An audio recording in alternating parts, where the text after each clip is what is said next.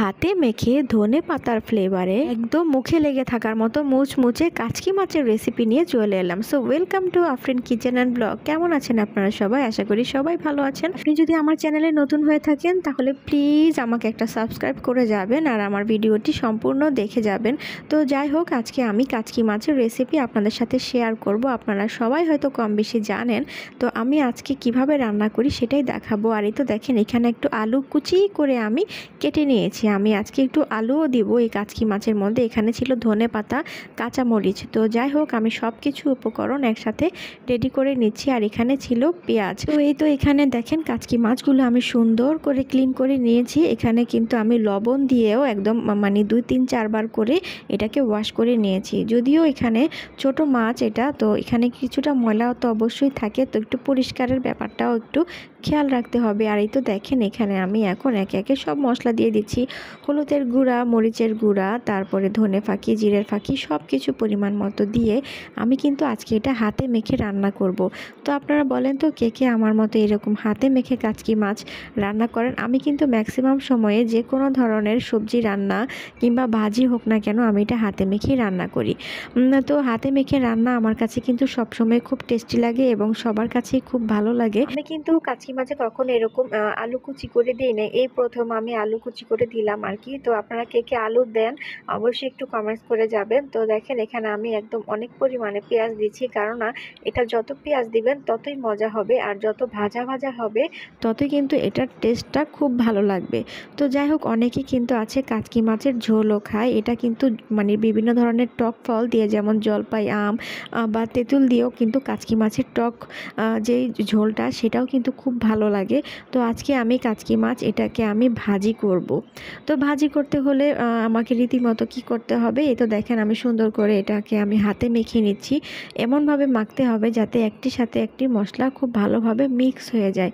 তো দেখেন, এটা কিন্তু আমি তেলেও দিতে পারতাম, কিন্তু তেলে দিলে ছোট মাছ তো, অনেক সময় ছোট মাছ এটা খুলে যাবে, ভেঙে যাবে আর কি। তো যার কারণে আমি এটা বেশি নাড়াচাড়া করব না, একবারে হাতে মেখে এটা সুন্দর করে ফ্রাই প্যানে আমি বিছিয়ে দিয়ে রাখবো। তো আমার মনে হচ্ছিল পেঁয়াজ একটু কম হয়েছে, এই জন্য পেঁয়াজটা আমি আরেকটু অ্যাড করে নিলাম। আসলে পেঁয়াজটা আপনারা আপনাদের পরিমাণ মতো বা আপনাদের রুচি বা পছন্দ অনুযায়ী দিতে পারেন। আমি যেহেতু একটু বেশি পেঁয়াজ দিব, এই জন্য একটু বেশি পরিমাণে দিয়ে নিয়েছিলাম। এই তো কাঁচামরিচগুলো ঠিক এভাবেই ফালি করে নিয়েছি। অনেকে আছে আস্ত কাঁচামরিচ দেয়, তো ঝাল কে কেমন খাবেন সেই অনুপাতে সেটা ঝাল নির্ধারণ হবে আর কি। তো এই তো দেখেন, অবশেষে আমার এটা মাখানো শেষ। তো মাখানো শেষ, আপনাদেরকে একটু দেখিয়ে নিচ্ছি। ঠিক এইভাবে খুব সুন্দর করে এটাকে মিক্স করতে হবে। তো মিক্সের উপরে কিন্তু অনেকটা টেস্ট নির্ভর করে। তো যাই হোক, দেখেন, আমি রান্নার পূর্ব থেকেই ফ্রাই প্যানটা দিয়ে রেখেছিলাম। ফ্রাই প্যানটা একটু গরম হয়ে এলে আমি এখানে একটু তেল দিয়ে দিব। তেলটা আমি আজকে একটু বেশি পরিমাণেই দিব, কেননা এটা কিন্তু ভাজা ভাজা করতে হবে। তাছাড়া আমি কিন্তু রান্নার কাজে তেল খুবই কম ব্যবহার করি, একদম যদি না পারি সেই তরকারিতে দেই না, এমনও আছে। কেননা তেল কিন্তু আমাদের শরীরের জন্য খুবই ক্ষতি। আর সয়াবিন তেলটা তো কথাই নাই। বিশেষ করে সরিষার তেলটা খাওয়ার চেষ্টা করবেন। সরিষার তেলটাও আমার ঘরে আছে। ম্যাক্সিমাম রান্নাতে কিন্তু আমি সরিষার তেলটাই বেশি ব্যবহার করি আর কি। তো যাই হোক, এই তো দেখেন, একে একে সুন্দর করে আমি এই কাচকি মাছগুলো বিছিয়ে দিচ্ছি, কেননা এটাকে আজকে আমি পুরাই ফ্রাই করব। তো আপনারা কে কে এইভাবে আমার মতো এই টেকনিকে কাচকি মাছ রান্না করেন, দয়া করে অবশ্যই একটু জানাবেন। কেননা আমি কিভাবে রান্না করি এটা এই প্রথম আপনাদের মাঝে আমি শেয়ার করতেছি। তো ভিডিওটি যদি ভালো লাগে অবশ্যই কষ্ট করে একটা লাইক কমেন্টস করে যাবেন। আর এই কাচকি মাছের উপকারিতার কথা কি আর বলবো, কাচকি মাছ কিন্তু আমাদের শরীরের জন্য খুবই প্রয়োজনীয় এবং খুবই গুরুত্বপূর্ণ একটা ভূমিকা পালন করে। আমাদের চোখের জ্যোতি বাড়াতে কিন্তু এই কাচকি মাছ কিংবা ছোট যে কোনো ধরনের মাছ কিন্তু খুবই প্রয়োজনীয়, ঠিক আছে। তো যাই হোক, বাচ্চাদের কিন্তু অনেক সময় বাচ্চারা ছোট মাছ খেতে চায় না। আপনারা কি করবেন, কাচকি মাছ সুন্দর করে ব্লেন্ডারে ব্লেন্ড করে এটাকে ডাল দিয়ে বড়া বা পাকোড়া বানিয়ে দিতে পারেন, তারা কিন্তু অনায়াসে খেয়ে নেবে।